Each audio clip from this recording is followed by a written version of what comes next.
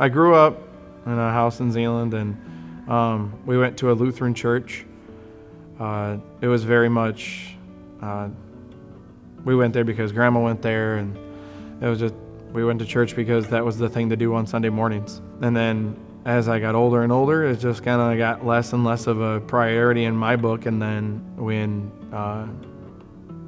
there was a point in my life that my dad kicked me out of the family because of some stuff, some drama, and after that it's like, all right, well, if you guys are going to church, I don't want nothing to do with it, you know. I went through a really rocky part of my life.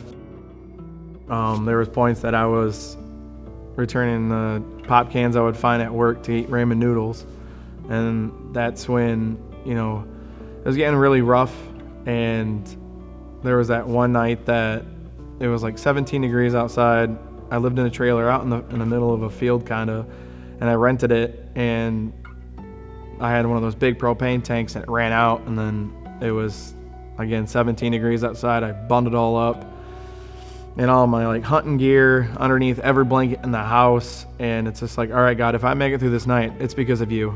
And it's just kind of like I lived that life for so long, and it was getting me nowhere, and it was fun at the moment, but it ultimately led to that night. And after that, I'm just like, I'm done with this. I started signing up for overtime and coming in and doing, you know, making some extra money to get ahead and get back on my feet. And Jason Albright, he was the first shift supervisor, and every day that I would come in early and work on the machines and stuff, he would constantly come up to me and talk to me, and we became friends, really good friends. And then after a little bit, he started inviting me to daybreak. I'm like, no, dude, I've been in that whole church scene. Don't want it. Don't need it.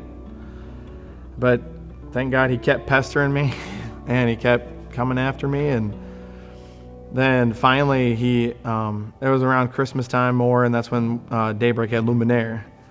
And then he ended up asking me, I'm like, if this would get him to shut up, then so be it. All right, dude, I'll go to Daybreak. So I came to Daybreak, and it was Luminaire, and I remember sitting in the back and seeing the big production on stage and everything else. I'm like, how is this church? You know, and it's like, all right, maybe this church thing isn't so bad. And then after that, it was just, I started coming to every Sunday, and it's just kind of like, all right, now this is what I guess church is supposed to be.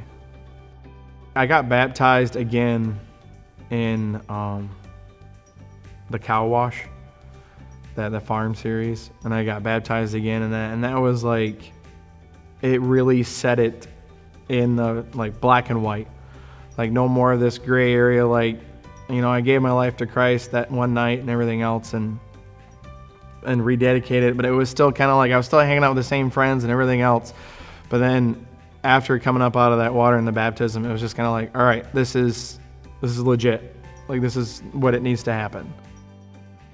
If I had to say anything to past me or somebody else, is that if you could only know what God has planned for you and what he can get you through, it's you kick yourself in the foot for not doing it earlier. It's like, you think that you have your life under control, and all of a sudden now you hit like a bump in the road, and it's, oh man. But if you had God in the back of your, you know, right behind you, he's going to help you through it.